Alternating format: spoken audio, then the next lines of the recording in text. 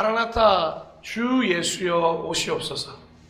오늘도 수많은 그리스도인들은 이 기도를 드리며 간구하며 다시 오실 예수 그리스도를 기다리고 있습니다. 무엇보다 현실 속에서 절망과 좌절 그리고 채워지지 않는 목마름을 온전히 해결하시고 충만케 하시고 부족하지 않게 완성하시는 그 완전한 하나님의 나라를 시작하신 예수님의 임재를 기다리는 신앙은 우리 그리스도인들에게는 굉장히 중요한 요소입니다. 하지만 그런 신앙을 소유한 많은 사람들이 있지만 반면 재림, 다시 예수님의 오심에 대해서 회의적인 생각을 가진 분들도 꽤 많이 만날 수가 있습니다. 다시 오신다고 말씀하신 후에 너무 많은 시간이 걸렸기 때문에 이제는 아예 내 신앙과 크게 와닿지 않는다고 말하는 분들도 많이 있습니다. 그리고 사실 조금 더 심각하게 느껴지는 것은 지금 내가 하나님의 나라를 살고 있으니 예수님의 재림은 크게 생각하지 않아도 된다고 생각하는 분들이 있다는 것입니다. 예, 맞습니다. 우리는 분명히 하나님 나라에 거하고 있고 천국을 지금부터 살고 있습니다. 그래서 예수님이 언제 재림하시든지 우리는 구원받는 것에는 조금도 의심할 여지가 없습니다. 하지만 우리가 그럼에도 불구하고 완전한 하나님의 나라를 꿈꿔야 하는 이유는 지금 이 땅에서 살고 있는 하나님의 나라와 도래할 완전한 하나님의 나라에는 큰 차이가 있기 때문입니다. 이 세상은 온전하지 못하고 완전하지 못합니다. 하지만 하나님께서 다시 오실 예수 그리스도께서 다시 오실 그 하나님의 나라는 완성된 하나님의 나라라는 거죠.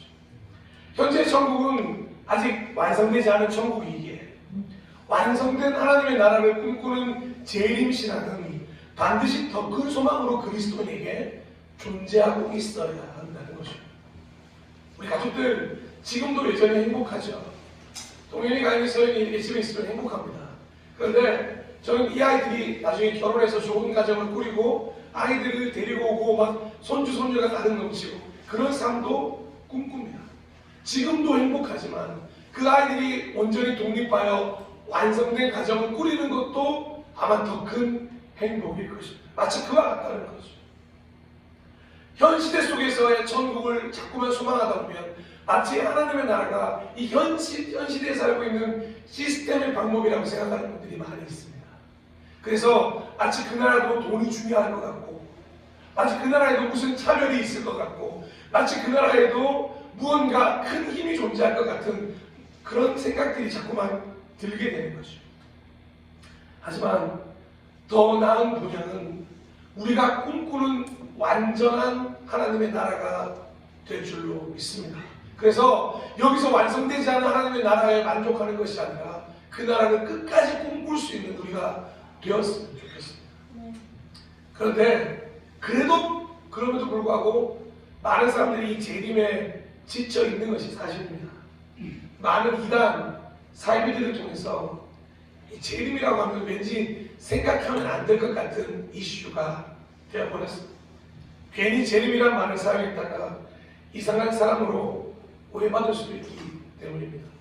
오늘 가인 친구가 왔는데 오자마자 웬 재림 얘기를 하냐 싶어서 여기 뭐지? 라고 생각할 수도 있지 않겠습니까? 그만큼 재림이라는 단어가 기독교인들에게 그리스도인들에게 정말 중요한 단어였는데 이제 빼앗긴 단어가 되었다는 거죠. 그리고 무엇보다 저는 가장 큰 문제가 있다면 아무리 기도해도 오시지 않는 것처럼 느껴지기 시작했다는 게 문제예요. 간절히 기도하죠. 오늘도만 기도한 게 아닙니다. 예수님이 다시 승천하신 날부터 계속해서 믿음의 사람들이 기도해 왔습니다. 어제도 기도했고 오늘도 기도하는 사람들이 있을 것입니다. 그런데 그렇게 기도해도 오시지 않는다는 게 가장 큰 문제라는 거죠. 계속해서 말세라는 말을 사용합니다. 인터넷 찾아보다 보니까 말세라는 말이 언제 등장했는지 아십니까? 말세라는 말이 주로 등장하면 젊은이들이 버릇이 없다 이러면 이제 말세라고 하잖아요. 에이, 버릇이 없어. 근데 그 말이 BC 1700년도에 이 수메르 시대, 어디지도 모르는 그 수메르 시대의 점토판에 쓰여 있었다는 거예요. 전윤지 싸가지가 없어. 이렇게 써있어요. 전주원 더 없음. 이렇게 써있거든. 김동연 앞으로 없을 예정입니다. 이렇게 써있던데. 그만큼 말세가 BC 1700년이면 지금 2024년이니까 얼마나 긴 시간 동안 이 말세가 유지되고 있는 겁니다. 그리고 예수님이 승천하신 AD 1년부터 2024년이 됐으니 최소한 예수님의 시절로만 따져봐도 2000년 넘는 시간 동안 말세는 유지되고 있고 현재도 말세라고 합니다. 며칠 전에 그 일이 일어났을 때도 너도 나도 극우 TV에서는 말하더군요. 드디어 예수님 재림의 때가 왔고 종말의 때가 왔다고. 안 오더라고요. 그렇게 많은 믿음의 선배님들이 기도했지만 오시지 않는 거예요. 그러니까 많은 사람들이 이제 이 재림에 대해서 지치기도 하고 기대할 필요도 없고 더 이상 소망할 필요도 없다는 거죠. 여러분은 어떠십니까? 다른 사람은 그렇다고 치고 여러분의 현재 마음은 어떠십니까? 스스로 한번 들여다보시기 바랍니다. 여러분의 마음속에는 이 마라나타가 현재 생명이십니까? 오늘이라도 당장 이루어지시기를 진심으로 원하고 계십니까? 가장 큰 소원이 주 예수 그리스도가 이 땅에 다시 오시는 것입니까?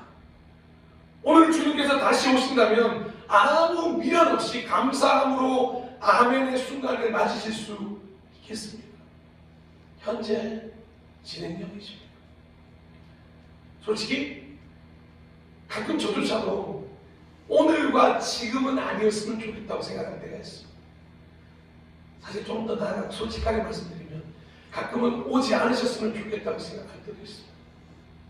그런데 이 아이러니하게도 이런 마음들이 들면 정말 다행인 거 알고 계십니다. 왜냐하면 지금 삶 속에서 그렇게 크게 힘들지 않고 만족하며 살아가고 있기 때문에 그런 생각을 하고 계신 것입니다. 그러니까 지금 내가 살아가는 게 너무너무 좋다 보니까 굳이 재림에 대해서 생각할 필요가 없다는 게 한편으로 목회자의 입장에서는 다행이라는 생각도 들어요. 왜냐하면 오늘도 이제 병원에서 예배를 드리고 왔지 않습니까? 너무도 몸이 아파 괴로운 분들, 삶의 희망이 없는 분들, 눈물로 밤을 지새우는 분들에게는 이 마라나타가 그들에게 유일한 소망입니다. 그러니까 저를 보면 뭐라고 하겠습니까? 제가 빨리 죽어야죠. 예수님이 다시 오시던가. 이 이야기밖에는 더 이상 할 수 있는 얘기가 없는 거죠. 특히 중증 환자분들을 만나면 더더욱 그렇습니다. 이렇게 고통 가운데 살 바에는 마라나타 예수님이 오시던가 내가 죽던가. 그래서 생각해보면 참 잔인한 시대에 살고 있는데 왜 그러냐면 이 빈부 차이로 인해서 재림에 대한 생각이 달라지고 병의 유무로 내가 지금 처해 있는 환경으로 인해서 궁극적으로 추구해야 할 재림에 대한 생각이 달라지게 만드는 환경 속에 놓여져 있다는 거죠. 그러니까 내가 환경의 지배를 받아서 그 환경이 어떠냐에 따라 재림이 가까이 왔다가 재림이 멀어졌다가 하는 거죠. 그러니 환경에 휘둘리는 그리스도인이 되었다는 게 가장 슬프다는 생각이 들었습니다. 부자인 그리스도인들은 조금도 뒤돌아보지 않는, 가난한 그리스도인들은 빨리 왔으면 좋겠는, 무엇인 때문인지에 따라서 우리의 신앙이 완전히 달라져 있다는 생각도 들었습니다. 그런데 이런 현실이 오늘이 처음이겠습니까? 성경을 듣다 보면 그것은 언제나 반복되는 역사였습니다. 이미 이런 환경적인 요소 때문에 흔들리는 많은 그리스도인 선배들이 있었다는 것이죠. 구약에서도 신약에서도 참 많이 등장하고 참 많이 반복되는 이야기입니다.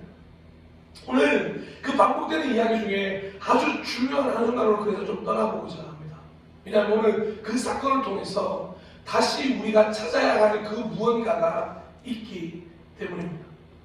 시간을 어디로 돌려야 되냐면 이집트 총리가 되었던 요셉의 죽음 이후로 시간을 좀 돌려보도록 하겠습니다. 출애굽 1장 6절에서 8절 말씀입니다. 세월이 지나서 요셉과 그의 모든 형제와 그 시대 사람들은 다 죽었다. 그러나 이스라엘 자손은 자녀를 많이 낳고 번성하여 그 수가 불어나고 세력도 커졌으며 마침내 그 땅에 가득 퍼졌다. 요셉을 알지 못하는 새 왕이 일어나서 이집트를 다스리게 되었다. 새로운 국면이 출애굽기에 들어오면서 시작이 되는 거죠. 요셉을 알던 왕, 아마 몇 대 왕 정도는 이어갔을 겁니다. 그의 명성을 따랐을 겁니다. 그런데 아예 요셉이라는 인물이 누군지 모르던 왕이 태어났다는 이야기로 출애굽은 완전히 새로운 역사, 새로운 국면에 맞이하고 있다는 걸 보여주는 거죠. 이 요셉을 알지 못하는 새 왕이 이스라엘 백성들이 너무 많은 걸 보면서 이집트의 노예로 바로 삼아버리게 됩니다. 근데 이스라엘 백성들의 소위 번식력이 얼마나 좋았냐면, 진짜 번성하는 게 얼마나 대단하냐면, 노예가 되어서 상관없이 인구는 계속해서 늘어가기 시작했어요. 그래서 어느 정도의 일을 벌이냐면, 사냥아이들이 태어나면 모두 나일강에 집어 던지라는 명령까지 있을 정도로 아이들이 태어나는 게 어마어마한 정말 출산율이었다고 합니다. 견디기 어려운 수모, 노예로서의 정말 힘든 삶인데도 불구하고 하나님의 축복을 받아 그들이 계속해서 번성하고 번성했다는 거죠. 그런데 왜 그렇게까지 번성할 수 있었느냐? 요셉을 알던 왕들이 있을 때까지만 해도 이 이스라엘 백성들이 꽤 괜찮은 삶을 살았기 때문에, 좋은 지역에서 번성하기에 딱 좋은 환경이었어요. 고센 땅에 딱 가니까 너무너무 좋은 환경에서 너무너무 아이들 기르기도 좋은 환경에 보호도 되어 있고 너무너무 좋은 환경이에요. 그리고 당시 총리였던 요셉의 영향력, 그리고 요셉이 죽었음에도 불구하고 그 요셉 총리의 영향을 받았던 그 후손들에 대해서 이스라엘 백성들은 꽤 괜찮은 대접을 계속 받고 지냈습니다. 어찌 보면 이스라엘 백성들은 고센 땅에서 매일매일 행복한 시간이었을 겁니다. 그런데 그때 그들이 반드시 했어야 할 일이 있느냐 하십니까? 그 고센 땅에서 벗어나 원래 고향이었던 가나안 땅으로 가야만 했어요. 흉년 때문에 고센 땅으로 옮겨왔다면, 이집 땅으로 왔다면 흉년이 끝나고 나면 당연히 자연스럽게 하나님의 땅으로 돌아가야만 했습니다. 그런데 여기가 너무 좋은 거예요. 고센 땅이 너무 좋다 보니까 조금도 움직일 생각을 하지 못하게 되는 것이죠. 그런데 그 삶에서부터 바로 종살이의 삶이 시작되었다. 떠나지 못하다 보니까 흉년이 끝나자마자 다시 약속의 땅 가나안으로 돌아가야 하는데, 이스라엘 백성은 이집트가 하나님께 주신 땅에서 살아야 했는데, 빨리 제비에서 떠나야 했는데 떠날 생각을 하지 않는 거였어요. 여러분 기억나십니까? 아브라함에게 이렇게 말씀하셨어요. 주님께서 이삭에게 아브라함에게 말씀하셨다. 너는 내가 살고 있는 땅과 내가 난 곳과 너희 아버지 집을 떠나 내가 보여주는 땅으로 가거라. 내가 너를 큰 민족이 되게 하고 너에게 복을 주어서 내가 크게 이름을 떨치게 하겠다. 너는 복의 근원이 될 것이다. 아멘. 이 말의 가장 중요한 말은 무엇입니까? 땅의 이동입니다. 거주시의 완전한 이동이었습니다. 내가 명령하는 땅으로 가라는 거죠. 그리고 그 아들 이삭에게 어떤 말씀을 했습니까? 주님께서 이삭에게 나타나서 말씀하셨다. 이집트로 가지 마라. 내가 너에게 살라고 한 이 땅에서 살아라. 내가 이 땅에서 살아야 내가 너를 보살피고 너에게 복을 주겠다. 이 모든 땅을 내가 너와 너의 자손에게 주겠다. 내가 너희 아버지 아브라함에게 맹세한 약속을 이루어서 너의 자손이 하늘의 별처럼 많아지게 하고 그들에게 이 땅을 다 주겠다. 이삭에게도 동일하게 이 땅에 대한 약속을 주셨습니다. 그럼 이삭의 아들 야곱은 어떠셨습니까? 나는 베델의 하나님이다. 내가 거기에서 기둥에 기름을 붓고 거기에서 나에게 맹세하였다. 이제 너는 곧 이 땅을 떠나서 내가 태어난 땅 가나안 땅으로 돌아가거라 하고 말씀하셨어. 이렇게 창세기 31장 13절에 아브라함에 이어 이삭에 이어 야곱 역시도 어느 땅에 거해야 된다고요?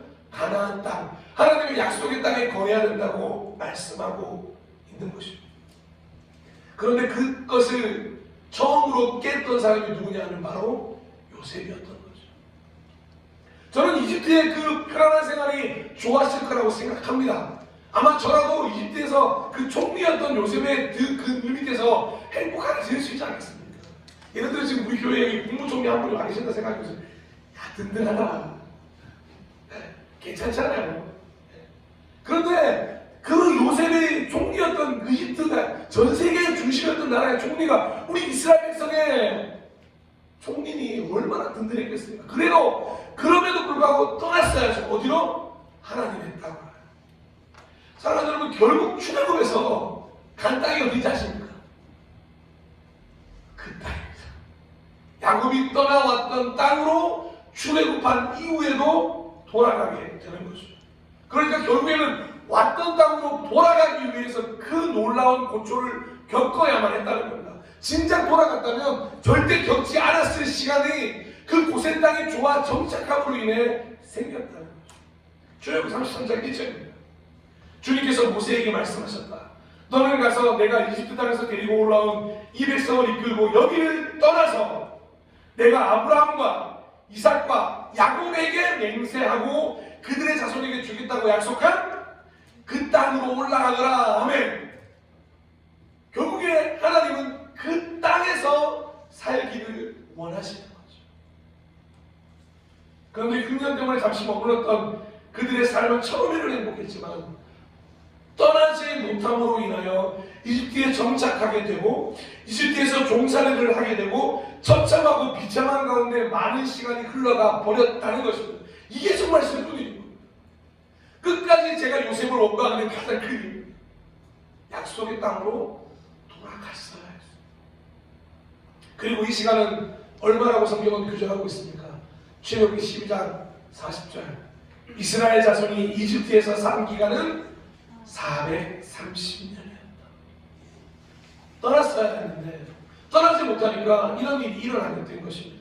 하나님과 함께 살아야 하는데 하나님의 말씀대로 살아야 하는데 하나님의 명령에 순종했어야 되는데 언제나 그 반대가 될 때 이런 안타까운 고통의 시간이 일어나게 된다는 것입니다. 처음에는 좋아 보였죠. 처음에는 그 고센 땅이 아마 천국이었을 겁니다.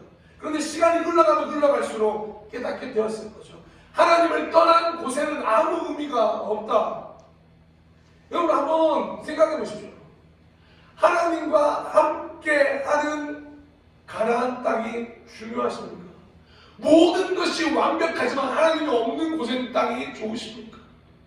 더 정확하게 질문해 볼까요? 정말로 완전한 하나님의 나라를 꿈꾸며 마라나타를 기도하고 계십니까? 아니면 여기서 온전하지 않지만 지금 내가 누리고 있는 이 소소한 행복 때문에 놓치고 있는 이 하나님의 나라에 더 살고 싶어 하십니까? 우리는 이 고센 땅을 떠나 가나안으로 가야 됐던 이스라엘 백성을 보면서 이 땅이라고 하는 고센을 떠나 결국에는 하나님의 땅으로 가야 한다는 것을 다시 한번 세상이 마라나타를 기도하면서 배워야 한다는 거죠. 여기 이 부분의 말씀을 보면서 우리는 진지하게 묵상하고 스스로 질문해야 할 필요가 있습니다. 지금 하나님의 약속의 땅에 거하고 계십니까? 하나님과 함께 살고 있습니까? 하나님의 말씀대로 살고 있습니까? 하나님의 명령에 순종하고 있습니까? 언제나 하나님의 나라 안에 산다면 이건 질문해야 될 것들이 아닙니다. 하지만 우리가 고센 땅에 살고 있다면 하나님의 나라에 대한 꿈이 없다면 이 질문들은 언제나 우리에게 턱턱 막히는 질문이 될 수밖에 없는 거죠. 지금 하나님의 약속의 땅에 거하고 있습니까? 하나님과 함께 살고 있습니까? 하나님의 말씀대로 살고 계십니까? 그냥 단순히 지나치는 질문이 아니라 하나님의 명령에 순종하고 있냐는 이 질문을 정말 진지하게 묵상해야 내가 지금 고센 땅에 있는지 가나안 땅에 있는지 구별이 가능하다는 거예요. 어찌 보면 흉년 후에 요셉이 있던 시기, 요셉의 이름을 알던 왕이 있던 시기, 요셉으로부터 은혜를 받은 이집 사람들이 살아있던 시기에는 이 약속의 땅에 알던 굉장히 좋아 보였을 겁니다. 하지만 그곳에는 하나님이 없었어요. 하나님이 약속한 땅이 아니었습니다. 그래서 놀랍게도 그 시간 동안의 기록은 창세기와 출애굽기에 아예 기록조차 되지 않습니다. 창세기 50장에서 출애굽기 1장으로 몇 년이 지나갔는지 아십니까? 무려 430년이 흘러버려요. 왜 그때 기록이 없는지 아십니까? 하나님이 약속했던 그 땅에 이스라엘 백성이 살지 않았기 때문입니다. 그렇게 어영부영 430년이라는 시간이 흘려버려버렸습니다. 그런데 어떻게 보면 다행인 겁니다. 430년에서 끝난 게 다행입니다.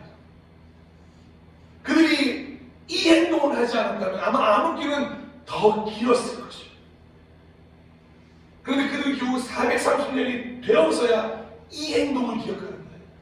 너무도 많은 시간을 허비하고 나서야 인생의 밝은 시기를 거쳐서 암흑기가 찾아오고 나서야 이 행동을 하게 되는데 그 행동이 뭔지 오늘 다시 한번 제가 읽어드리겠습니다.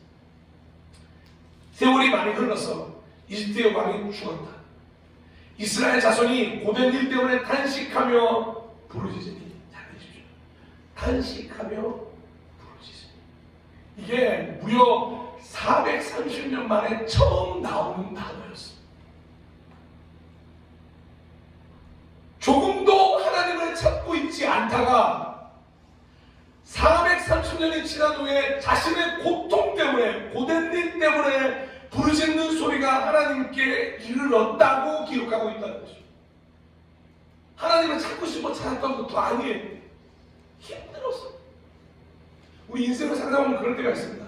진짜 믿음이 있어서 하나님을 찾는 게 아니라 진짜 너무너무 힘들고 괴로워서 하나님 진짜 그렇게 하나님을 찾는 때가 있어요.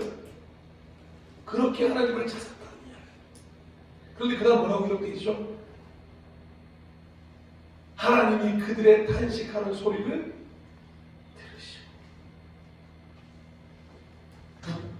왜 이스라엘에서는 소리 잘 나가고 병들할 때 하나님을 이렇게 찾지 않는 건가요? 왜 우리 신앙인들은 잘 나가고 잘 나갈 때 더 하나님께 감사하고 더 하나님께 기도하지 않는 걸까요?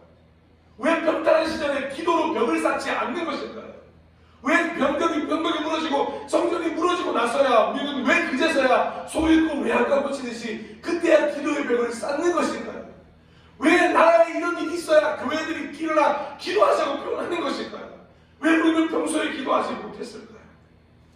그런데 하나님 입장에서 이렇게 말씀하시는 겁니다. 그래도 다행이다. 430년이나 걸렸지만 그래도 다행이다. 나는 이 430년의 침묵을 깬 외침, 이 외침을 아름다운 외침이고 희망의 기도라고 표현하고 싶다고 말씀하고 계시는 겁니다. 430년 동안 자신을 찾지 않으셨지만 하나님은 그 기도를 들으셨어요. 저는 이 말이 너무 좋습니다. 여러분, 우리가 아무리 기도해도 하나님이 듣는 것 같아 보이지 않으시지만 하나님은 430년 만에 들는 저 기도를 듣고 계시는 분이십니다. 그러니 우리가 하는 그 기도를 하나님이 듣지 않으시겠습니까? 이스라엘 백성들의 탄식하는 소리를 들으셨습니다. 아니 사실은 430년 동안 계속해서 들으시려고 아마 이스라엘 백성들 옆에 서 있었을 것입니다. 하지만 이스라엘이 찾지 않은 거죠. 잘 나갈 때는 잘 나가서, 바쁠 때는 바빠서, 힘들 때는 힘들어서, 어려울 때는 어려워서 제각기 이유를 찾아가면서 하나님을 찾지 않았던 민족이 이스라엘 백성들입니다. 그리고 이렇게 도저히 견딜 수 없는 순간까지 오고 나니까 그제야 하나님을 찾는 거예요. 사랑하는 우리 믿음의 동역자 여러분, 부디 끝에서 하나님을 찾지 않으시기를 축원합니다. 꼭 찾으실 수 있을 때, 평탄하고 평안할 때 그때 하나님을 찾으시기를 축원합니다. 참으로 안타깝잖아요. 왜 잘 나갈 때 은혜를 입었을 때 하나님을 찾지 않는 것입니다.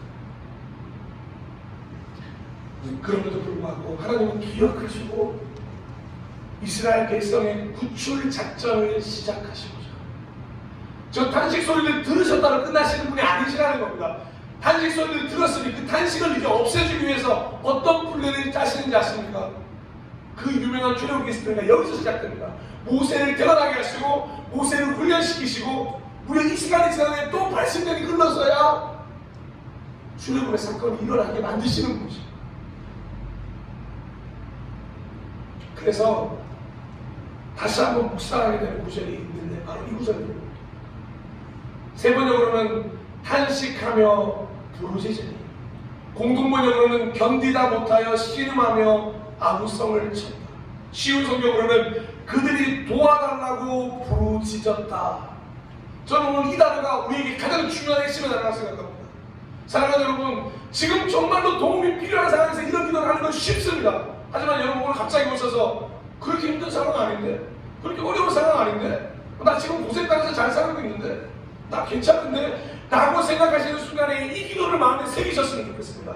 탄식하며 부르짖어야 할 때라는 것입니다. 견디다 못해 신음하며 아우성을 쳐야 할 때가 지금이고 도와달라고 부르짖어야 할 때가 바로 지금이라는 거죠. 그러면 정말 다행히도 그 이스라엘 백성의 부르짖는 소리가 하나님께 이르는 것처럼 우리의 기도가 하나님께 이르러 하나님의 역사가 시작된다는 것입니다. 왜 아무 일도 일어나지 않는가? 우리가 기도하지 않기 때문이라는 것입니다. 그래서 오늘 충고를 보셨습니까? 기도의 차이가 결국에는 신앙의 차이입니다. 우리가 찬양도 열심히 하고 예배도 열심히 드리고 다른 수많은 것들을 많이 하지만 정말 하나님의 역사를 누리기 위한 이 부르심이 없다면, 아마 우리는 이 마라나타라는 기도가 없다면 그 어떤 하나님의 일도 경험할 수가 없게 되는 것이죠. 놀라운 하나님의 사랑을 느끼시고 싶으십니까? 그렇다면 이 구절을 명심해 주셔야 돼요. 우리가 회복하기를 원하십니까? 그럼 이 구절을 명심해 두셔야 합니다. 이 나라를 위해 기도하고 싶으십니까? 그러면 이 기도를 마음속에 품으셔야 합니다. 아우성을 치셔야 합니다. 부르셔야 합니다. 도와달라고 부르셔야 합니다. 현재의 상황을 바라보면 도저히 나오지 않을 것 같은 기도가 아니라 영적인 간구법을 가지고 오히려 하나님 없어 보여도 괜찮은 것 같은 지금의 상황이 우리의 신앙을 더 위축시킬 수 있다는 것을 잊지 마시고, 혹여나 이 기쁨의 날이 흘러 어둠과 절망이 다시 찾아왔을 때 그때 눈물 속에서 비참한 기도를 드리는 게 아니라 오늘 이 순간 꽤 괜찮은 이때부터 기도했으면 좋겠다는 거죠. 말씀을 마무리하겠습니다. 하나님과 함께하기 위하여, 하나님과 영원히 함께할 완전한 하나님의 나라를 위하여 오늘도 하나님께 부르짖으며 하나님과의 동행, 그리고 변하지 않는 믿음, 흔들리지 않는 신앙이 되기를 간구해야 한다는 거죠. 그러면 그 부르짖음에 하나님께 이르러 하나님이 우리의 기도를 들으시고 우리를 그렇게 붙들어 주실 것이라는 거예요.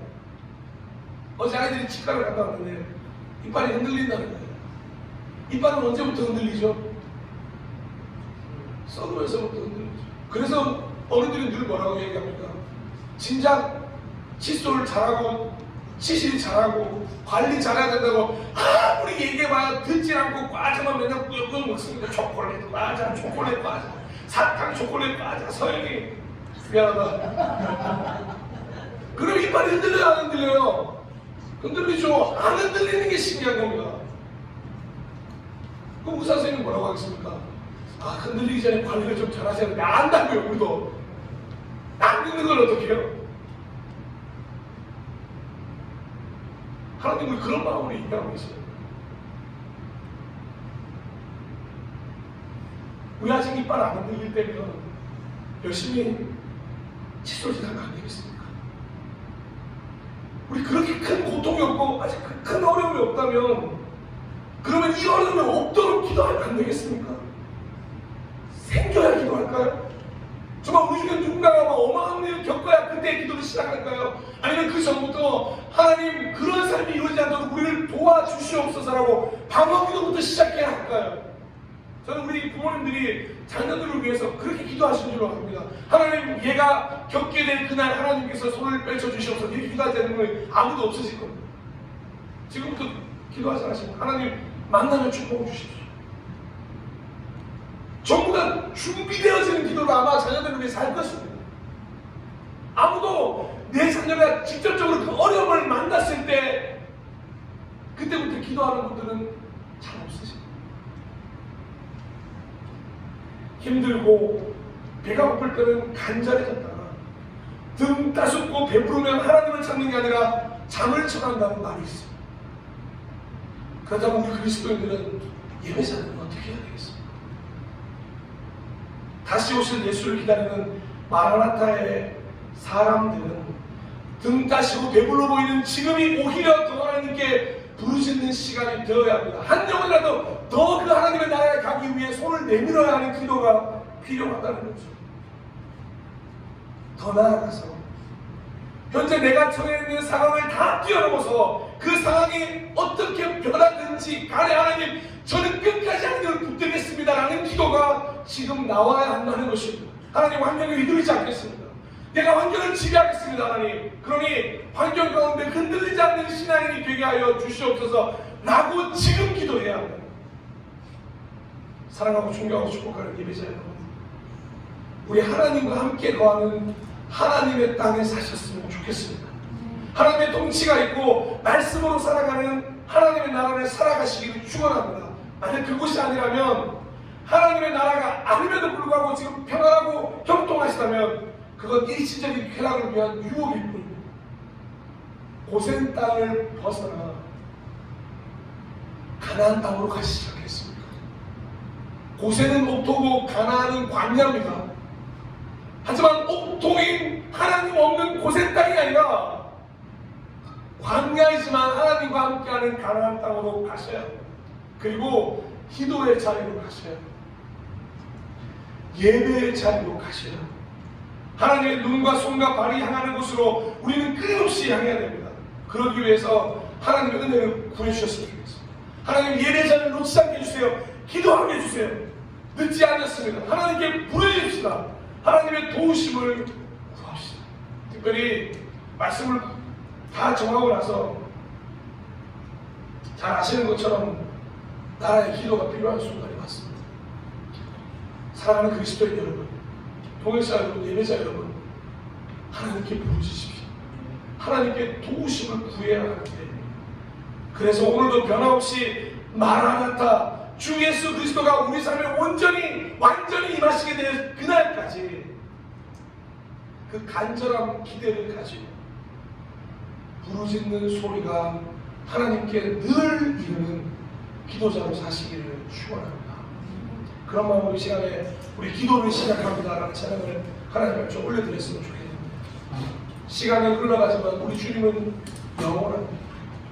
눈앞에 문제가 커 보이지만 더 크신 주님을 찾았으면 좋겠습니다.